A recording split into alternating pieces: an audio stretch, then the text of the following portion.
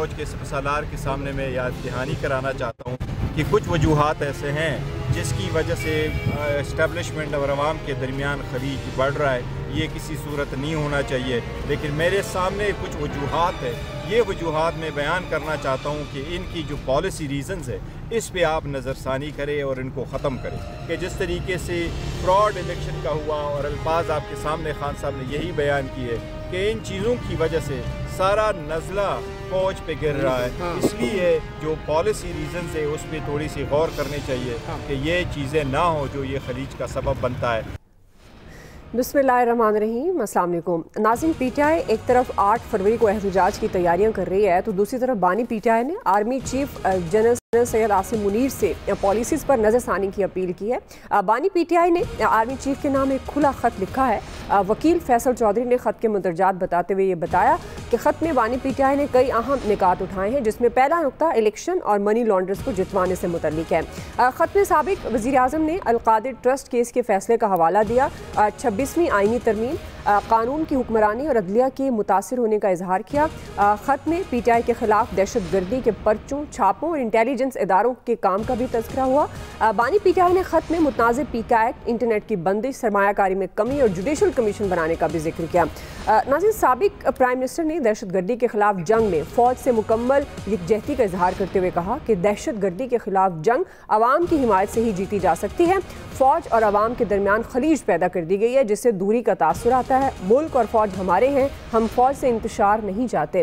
उन्होंने ख़त में आर्मी चीफ से पॉलिसीज़ पर नज़रसानी की दरख्वास्त की है।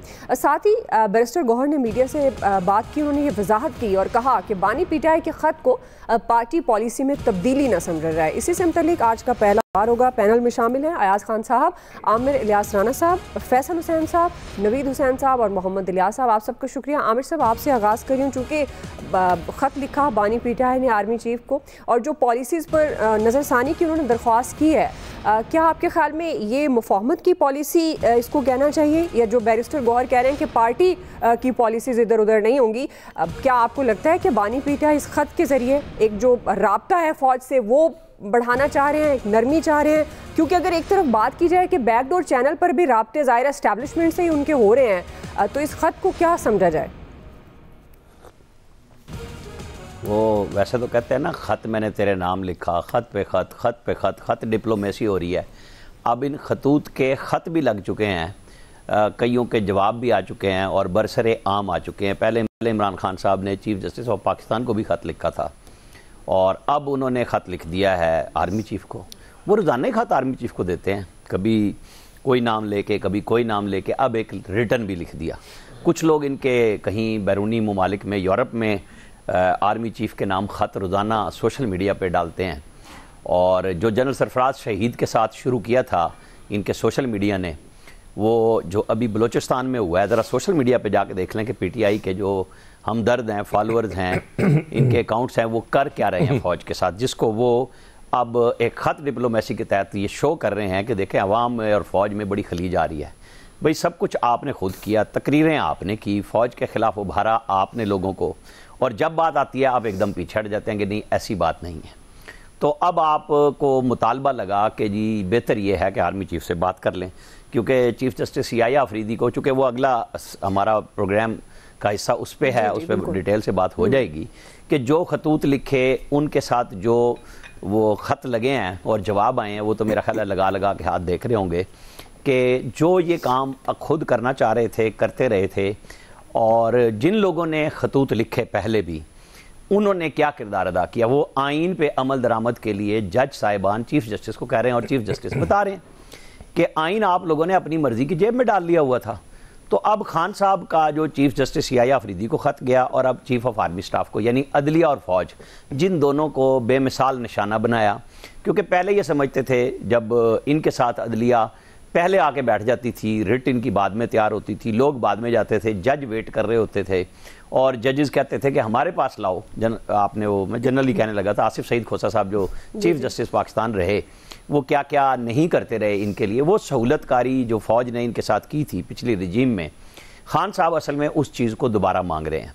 जो वजाहत कर रहे हैं बैरिस्टर गौहर जिनको खान साहब ने यह भी कहा कि भाई आपको क्या सियासत का पता, तो वो कहते हैं खान साहब आपने तो मुझे भेजा था मिलने के लिए, अब मैं क्या करूं जब वो कहते हैं चुप रहें। तो उस सरगोशी को भी मैंने रिपोर्ट किया था कि भाई वो किससे पहले मेरे ख्याल में, और जाहिर है ये पब्लिक करने का मतलब ही यही था ना कि लोगों को पता चले कि मैं खत लिख रहा हूँ और वो कह रहे हैं हमारी पॉलिसी में भी तब्दीली कोई नहीं है, इसको ना NRO समझा जाए ना इसको रिक्वेस्ट समझा जाए कि मेहरबानी कर दो।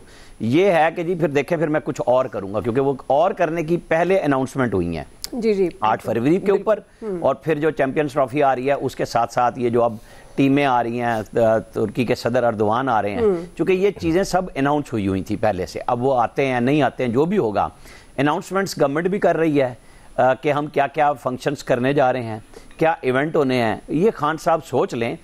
अभी उनका जो 20 जनवरी का कार्ड था फिलहाल तो उनके काम नहीं आया, कब आएगा ये सारी उम्मीदें उसी से थी। अब अगर कुछ मुदम हो रही हैं, कुछ मुनदम हुई हैं दीवारें जो सोच की थी, तो फिर आर्मी चीफ की तरफ दोबारा रुजू किया। जी अयाज साहब, मुझे तो ये डेवलपमेंट लग रही है दुआ, और हुकूमती हल्के किसी हद तक परेशान भी हैं अगर इसको फेक न्यूज़ ना करार दिया जाए, पीका कानून मुझ पे ना लगे। उसकी वजह ये है कि इस तरह की चीज़ें, बात सिंपल है कि बिला वजह नहीं हुआ करती, कि मतलब आप अचानक आपको ख्याल आया कि जी वो आप बहुत तनकीद कर रहे थे और आपने कहा कि नहीं चलो एक ख़त लिख के देख लेते हैं। ज़ाहिर है ये कोई महबूब को लिखा गया ख़त तो नहीं है, ये आर्मी चीफ को लिखा गया ख़त है, एक फॉर्मर प्राइम मिनिस्टर की तरफ से ख़त लिखा गया, तो यकीनन कुछ सोच के लिखा होगा या उन्हें को मशवरा इस तरह का दिया गया होगा कि आप लिखें। इसका जवाब जो मर्जी आए, वो मेरी और आपकी कंजम्पशन के लिए ये जवाब भी आते हैं, और ये पब्लिक भी हुआ है तो मेरी और आपकी कंजम्पशन के लिए ही हुआ है। इसके साथ ये रिपोर्ट्स भी चल रही हैं कि जी वो राब्ते भी किए जा रहे हैं PTI से, मुज़ाकरात के लिए भी कहा जा रहा है, और यहाँ तक कहा जा रहा है कि जी आपकी प्राइम मिनिस्टर साहब से भी मुलाकात करा देते हैं, आप मुज़ाकरात से पीछे ना हटें। अब अंदाज़ा करें कि फरवरी आ गया, चैम्पियंस ट्रॉफी भी आ गई, उर्दवान भी आ रहे हैं, बाकी भी ज़ाहिर गवर्नमेंट वो जो अनाउंस कर रही है हमने चीज़ें करनी है। और एक बदकिस्मती ये है कि इलेक्शन भी 8 फरवरी को हुए थे, एक पार्टी का आपने मैंडेट छीन लिया 8 फरवरी के इलेक्शन के नतीजे में, तो वो अब आप कहेंगे कि नहीं जी वो एहतजाज तो उनका राइट ही नहीं है, क्योंकि इलेक्शन में जो हुआ बस ठीक है, आप भूल जाना चाहिए। इसलिए भूल जाना चाहिए कि चैंपियंस ट्रॉफी भी हो रही है, उर्दवान भी आ रहे हैं, फलां भी चीज़ होनी है, फलां भी होना है, तो इसलिए आप भूल जाएं, कोई इशू नहीं है, क्योंकि कौमी बात का तकाजा ये है कि नहीं आपको एहतजाज की इजाज़त नहीं दी जा सकती।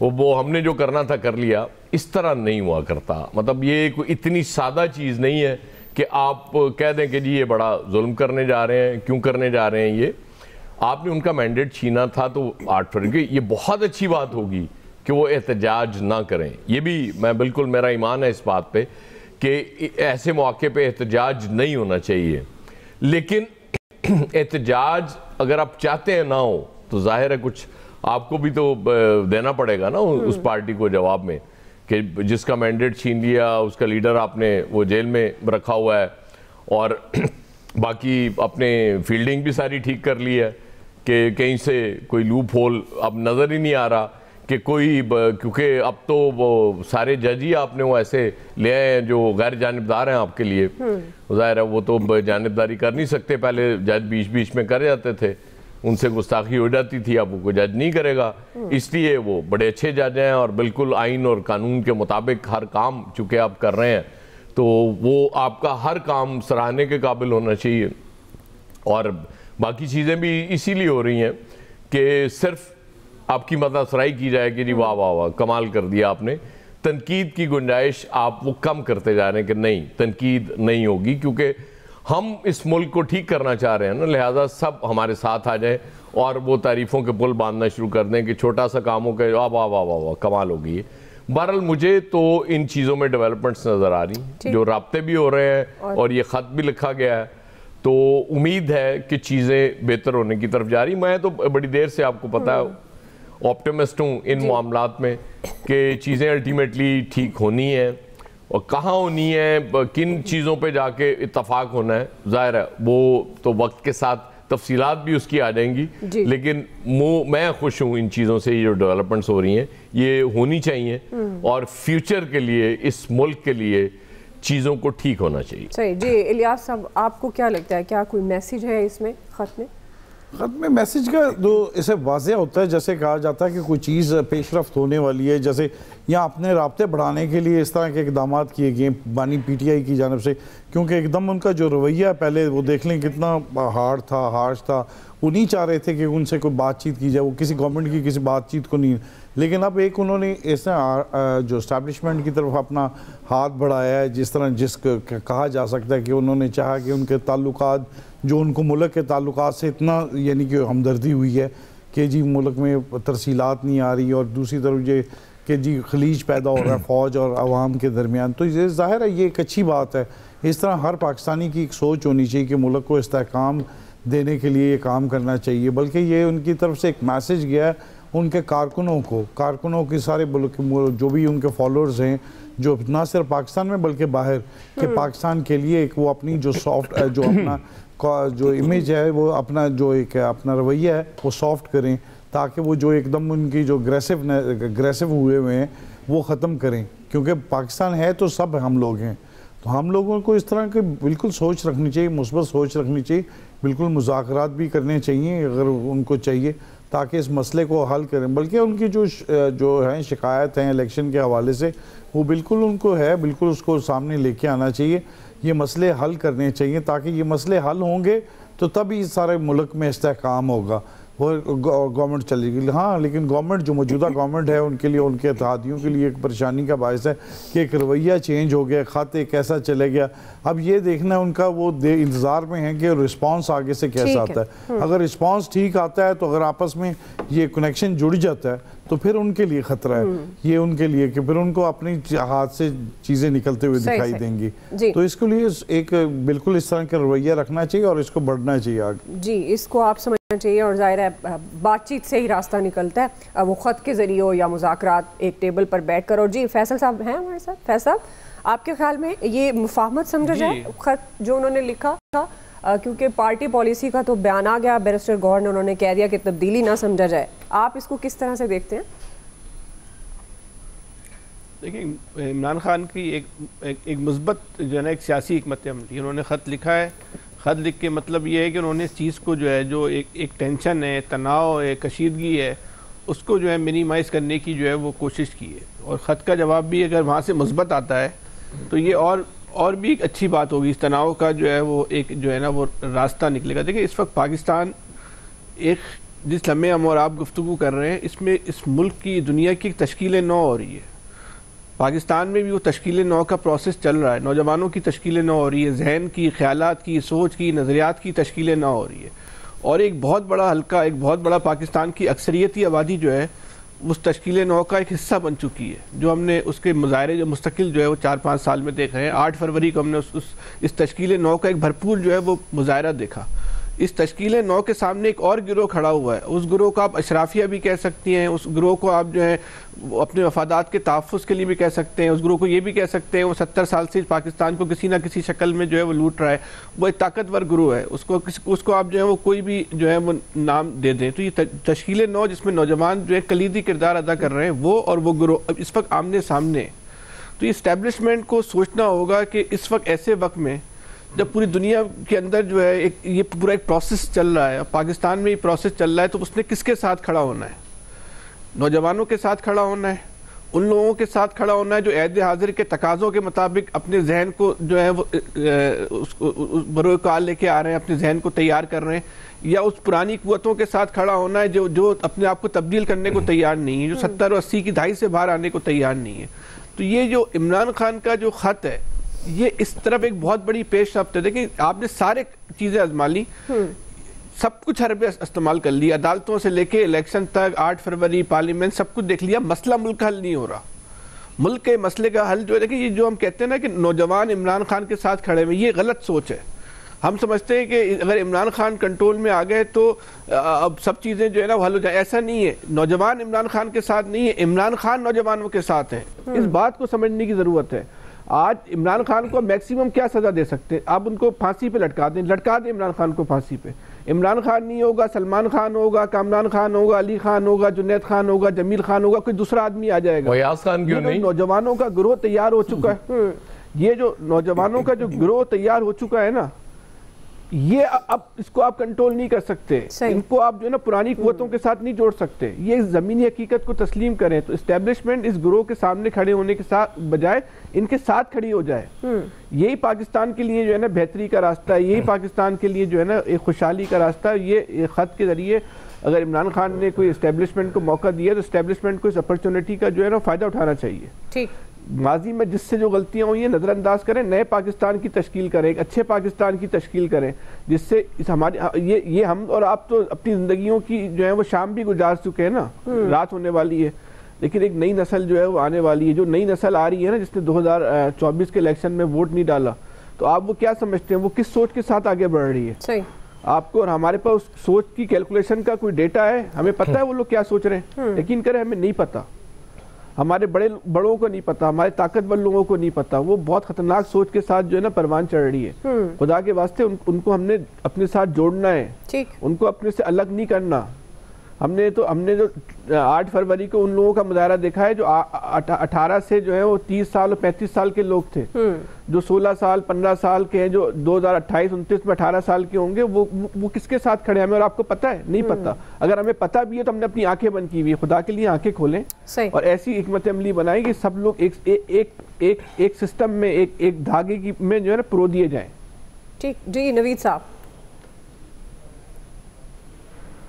लेकिन तो आप पाकिस्तान का मुस्तकबिल पॉलिटिकल रिकन्सिलिएशन में है, सियासी मफाहमत में है, लेकिन यहाँ पे इशू ये है कि पीटीआई जब भी कोशिश करती है कि जी वो रीच आउट करे ताकत और जो इख्तियार के हलकों की तरफ, तो एक अजीब सा खौफ जो है वो गवर्नमेंट में फैल जाता है, और फिर उनके मीडिया के ज़रिए वो फिर दोबारा से वो नैरेटिव लाया जाता है, दोबारा रिवाइव किया जाता है कि जी वो देखें ना वो 9 मई और देखें ना उन्होंने जो अदालत के साथ किया, उन्होंने जो फ़ौज के साथ किया। मेरे ख्याल में जो फ़ौज के साथ और अदालत के साथ ये नून लीग ने किया ना, वो उन्होंने तो ट्रेंड सेट किया ना, ये पीटीआई ने, और इन्होंने तो बाद में किया। उन्होंने जो जजेस की तस्वीरें जलसों में लगा के प्रोजेक्टर के ऊपर दिखा के और उधर से लंदन में बैठ के नवाज शरीफ जर्नैलों के नाम ले के, तो खुदारा इसको छोड़ें, ये बात छोड़ें। पॉलिटिकल रिकन्सिलिएशन इस मुल्क का मुकद्दर है। अगर आपने इस मुल्क को ठीक करना है, इसकी मईशत को ठीक करना है, ऐसे नहीं चलेगा जैसे अभी आप चलाना चाह रहे हैं। ये बैसाखियों के सहारे हम चल रहे हैं। ये पाकिस्तान का नौजवान जो है ना, ये यूथ बल जो है, ये आपका एक एसेट है। खुदारा ये आपका एक एसेट है, उसको कैपिटलाइज करें, उसको आप डिसइल्यूजन कर रहे हैं। जिस तरह की पॉलिसीज, जिस तरह के मामला चल रहे हैं, और डिसइल्यूजनमेंट का नतीजा क्या होता है हमने तो देख लिया ना, बांग्लादेश हमारे सामने है ना। जी जी। आपने माशी तौर पे बांग्लादेश को कहां से कहां पहुंचा दिया 15 साल में, लेकिन वो यूथ डिसइल्यूजन था, इसी वजह से वो यूथ उठा, उनको आगे लीड करने वाला कोई नहीं था। यहाँ पे ये बात कही जा रही है ना कि जी क्या पीटीआई एक ग्रैंड अलायंस बना सकेगी। देखिए, ग्रैंड अलायंस की जरूरत नहीं होती। जब वो एक आउटबर्स्ट होता है ना, तो वो फिर सब कुछ बाहर ले जाता है। तो बेहतर ये है हमारे सियासतदानों को, हमारी ये जो इस वक्त कोalition जो है जिसने ताकत अपने कब्जे में ली हुई है, उनको ये चाहिए, उनको ये रियलाइज करना चाहिए ये मुल्क हमारा है, ये 24 करोड़ अवाम का मुल्क है, ये किसी अशराफिया का मुल्क नहीं है। तो ये उनका सोचें। और पीटीआई की तरफ से अभी जो पीछे जो गौहर के साथ और गंडापुर के साथ मीटिंग हुई थी आर्मी चीफ की, तो उस पे जो है एकदम से खौफ फैल गया। जो है वो ये जो जमातें इस वक्त इख्तिदार में हैं, अब भी जो ये लेटर लिखा गया है, तो इमरान खान साहब मेरे ख्याल में 2-3 ऑब्जेक्टिव्स इस लेटर से अचीव करना चाहते हैं। एक तो ये है कि वो जो मिसअंडरस्टैंडिंग पैदा हुई है मेरे ख्याल में, एक तो वो उसको जो है उसका अजाला करना चाह रहे थे। दूसरा ये कि जो उनके ग्रीवेंसेस हैं against state, against this current political system, उसको वो डॉक्यूमेंट करना चाह रहे थे कि ये क्योंकि ये मई 2024 में इमरान खान साहब ने कहा था कि जी मैं आर्मी चीफ को लेटर लिखूंगा। अच्छा, इससे पहले चीफ जस्टिस ऑफ पाकिस्तान को भी लेटर लिख चुके हैं और अपने वही ग्रीवेंसेस सारे जो है वो डॉक्यूमेंट कर दिए उन्होंने। और तीसरा, आप ये देखें कि ये जो ग्रीवेंसेस डॉक्यूमेंट हो रहे हैं, आप इसमें उठा के देख लें, अगर कोई ये कहे कि जी इनकी पॉलिसी में चेंज है, पॉलिसी में कहां चेंज है? सही उसने अपने आप को इंट्रोड्यूस किया, जो सामने अभी तक कंटेंट सामने आया है लेटर का, अपने आप को इंट्रोड्यूस किया मुल्क की सबसे बड़ी जमात के लीडर के तौर पे। उसने बात की जो फरवरी वाला इलेक्शन था उसमें रिगिंग की बात की, उसमें वो बात की उसने कि जिस तरह से जुडिशरी को एग्जीक्यूटिव के ताबे लाया गया 26वीं तरमीम के जरिए, उसने बात की ह्यूमन राइट्स की जो ब्लेटेंट वायलेशंस हो रही हैं इस मुल्क में उनकी बात की, उन्होंने बात की फ्रीडम ऑफ एक्सप्रेशन की बात की। अभी रिसेंटली आपके पास EU का जो है वो राइट्स का चीफ आया हुआ था, उसने ये बात की कि GSP प्लस को आप टेकन फॉर ग्रांटेड ना लें, आपका रिव्यू होने जा रहा है। इमरान खान साहब ने अपने लेटर में उसका जिक्र किया। तो ये मेरे ख्याल में एक तरह से इंटरनेशनल कम्युनिटी को भी उन्होंने वो वाले ग्रीवेंसेस जो उन्होंने डॉक्यूमेंट कर दिए, एक तरह से अपनी कोशिश की जो उनके जो मिसअंडरस्टैंडिंग है वो खत्म हो, और तीसरी तरफ से इंटरनेशनल कम्युनिटी को उन्होंने जो है वो अपनी बातें पहुंचा दी। बिल्कुल, आपको क्विकली ब्रेक ले रहे हैं नाज़रीन, ब्रेक से हम वापस आएंगे। दूसरा बड़ा सवाल इस्लामाबाद हाई कोर्ट में जजेस के तबादलों से मुतालिक, अब वकला के उस पर तहफ़्फ़ुज़ात हैं। हम सवाल ये उठा रहे हैं कितने जायज़ तहफ़्फ़ुज़ात हैं ये, वकला के राय लेते हैं ब्रेक के बाद। नाज़रीन, आला अदलिया में जजेस की कमी पूरी करने के लिए तकर्रर और तबादलों का सिलसिला जारी है। हुकूमत की समरी पर सदर आसिफ अली ज़रदारी ने लाहौर, सिंध और बलूचिस्तान हाई कोर्ट के 3 जजेस को इस्लामाबाद हाई कोर्ट में ट्रांसफ़र किया। तीनों जजेस ने केसेस सुनना भी शुरू कर दिए हैं। Chief justice of Pakistan justice Yahya Afridi ने इस्लामाबाद हाई कोर्ट में जजेस के ट्रांसफ़र को खुशाइन करार देते हुए कहा है कि ये ट्रांसफ़र आइन के मुताबिक हुए और इस ज़मीन में उनसे मुशावरत की गई थी, मगर वक्त लगेगा और सब कुछ ठीक हो जाएगा। तमाम जजेस के ट्रांसफ़र पर कुछ वकला तंजीमों ने आज हड़ताल की, अदालतों का बॉयकॉट किया। वकला तंजीमों ने हुकूमत की नीयत पर भी शकूक व शुबहात का इजहार किया और ये इल्ज़ाम लगाया कि जजेस के तबादले अदलिया में तकसीम और बदनीयती पर मबनी है। इससे इस्लामाबाद हाई कोर्ट के 5 जजेस ने चीफ जस्टिस ऑफ पाकिस्तान को एक खत लिखा जिसमें किसी दूसरी हाई कोर्ट से जजेस के तबादले की खबरों पर तशवीश का भी उन्होंने इजहार किया और ये मुतालबा भी किया कि किसी दूसरी हाई कोर्ट से जज लाने की बजाय इस्लामाबाद हाई कोर्ट के ही 3 सीनियर जजेस में किसी को चीफ जस्टिस नामजद किया जाए। सूरत हाल से मुतालिक ये सवाल नवी साहब आपसे आगाज़ करी हूँ, चूँकि ये जजेस के तबादलों पर जो वकला के तहफ़्फ़ुज़ात सामने आए, हड़ताल और अदालतों का उन्होंने बायकॉट भी सामने आया, तो आपके ख्याल में ये ट्रांसफ़र पर वकला के तहफ़्फ़ुज़ात कितने दुरुस्त हैं? दुआ देखें, एक तो जो ओवरऑल वो है कि गवर्नमेंट की तरफ से मेरे ख्याल में हमेशा से पाकिस्तान में गैर जमहूरी ताकतों की और इस्टेब्लिशमेंट की ये कोशिश रही है कि वो पूरी तरह पाकिस्तान के इदारों को जकड़ लें और उनको मैनिपुलेट करें।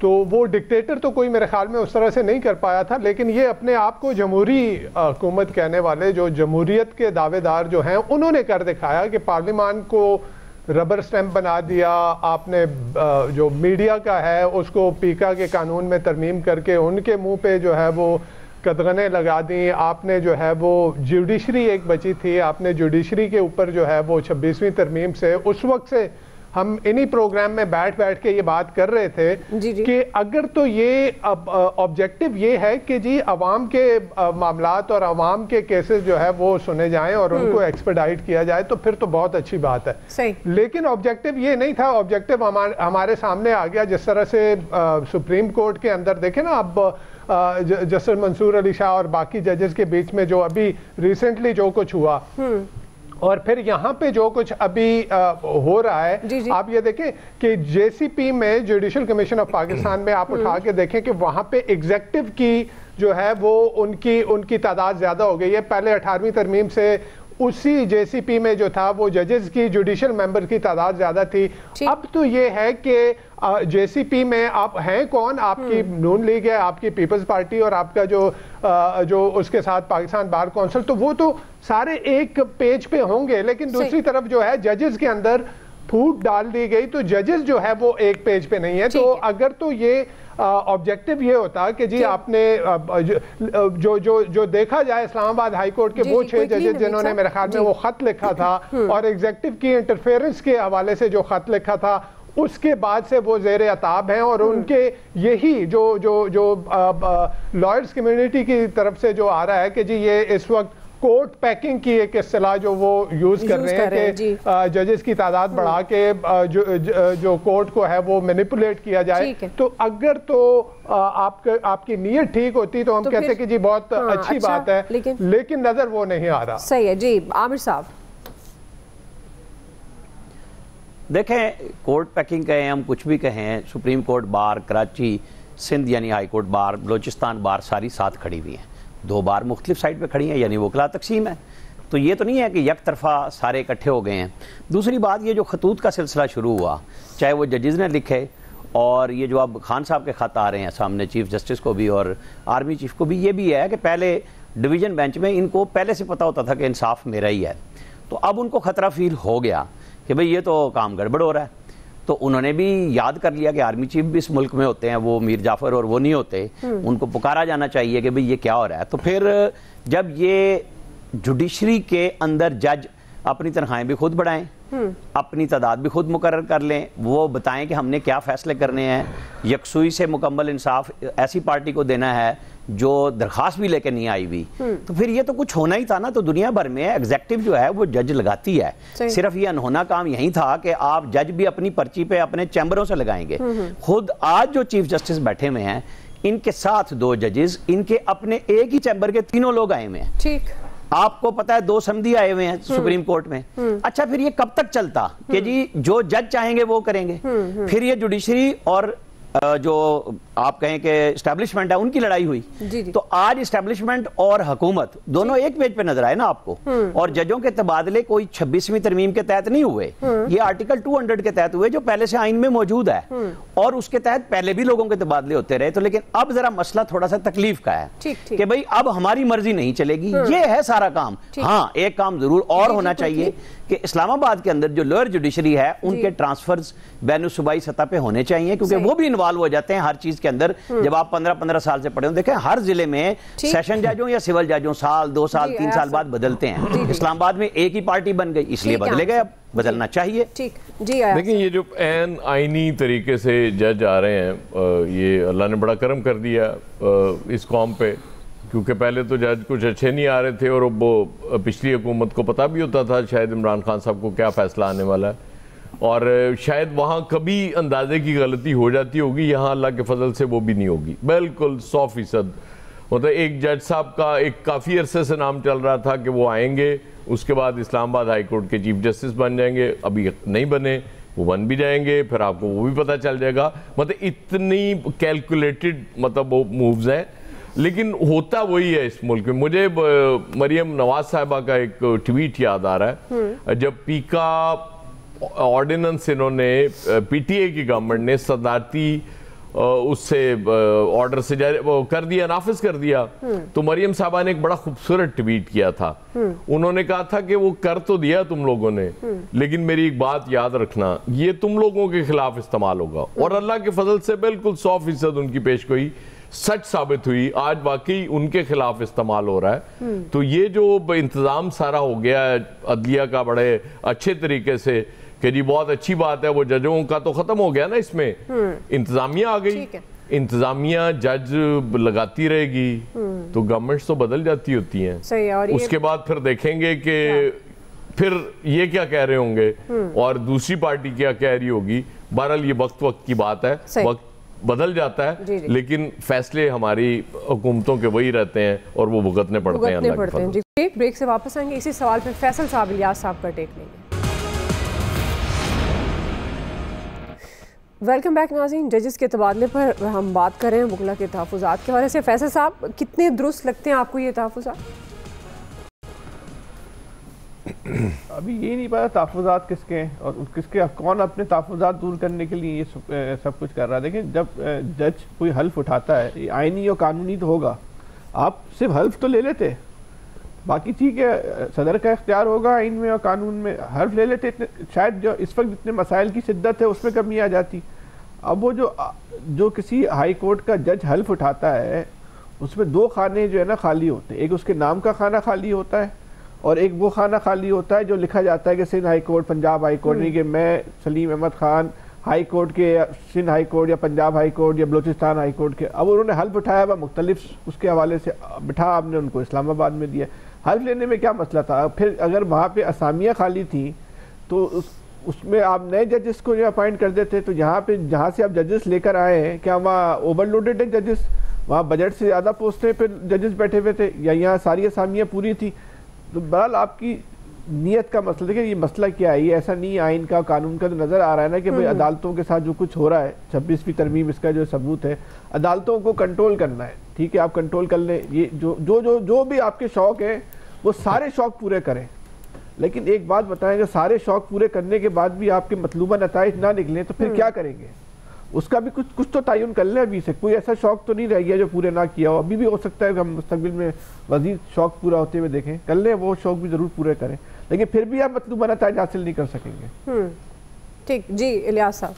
देखिए जी बिल्कुल, अगर तबादला किया जा रहा है तो वो जाहिर है वो एक चीज़ तो देख लेनी थी जहाँ से तब्दील किया जा रहा है वहाँ जज पूरे आप देख लें। हर कोई लाहौर हाई कोर्ट में भी जजों की कमी है, तो इसलिए जजों को तो देखना चाहिए था, नए भर्ती कर लेते। जो एक तनाज़ा खड़ा कर दिया, जाहिर है वो अपने अगर मकसद था उनका जो करना था तब तबादला करने को कोई मसला नहीं है। अगर लोगों को जो खदशात पाए जाते हैं वो खदशात दूर करने चाहिए उनके, तब बजाय कि यहाँ से उठा के उधर से करें, यहाँ पहले कम है उधर से उठा के उधर से इस तरह करके कमी पूरी की जा रही है। यहाँ तो फिर बजट के शॉर्टफॉल हो, वो जजेस का तो कोई मसला ही नहीं हो, तो अपनी तनख्वाह भी खुद मेंटेन करते हैं, सारी चीज़ें खुद बढ़ाते हैं, सारा स्ट्रक्चर ही उन्होंने लहदा रखा, फिनांस डिवीजन से लहदा रखा हुआ सारा। तो इस ऐसी सूरत हाल में जब इस तरह के कर रहे हैं तो फिर मसले पैदा होंगे, लोगों को खदशात होंगे कि जी वो जी अपनी मर्जी के नताइज हासिल करने की कोई इस तरह के कोशिश कर रहे हैं। तो लेकिन इसको मसले को उलझाना नहीं चाहिए। अगर आपने किसी को करना है तो उसको तरीक़ाकार के तहत लेके आए ताकि उसको लोगों के खदशात ना हो। ठीक जी, बिल्कुल आपका पॉइंट खत्म हो गया जी। आप सबका बहुत शुक्रिया। आज के एक्सपर्ट से इतना ही, ख्याल रखिए। अल्लाह।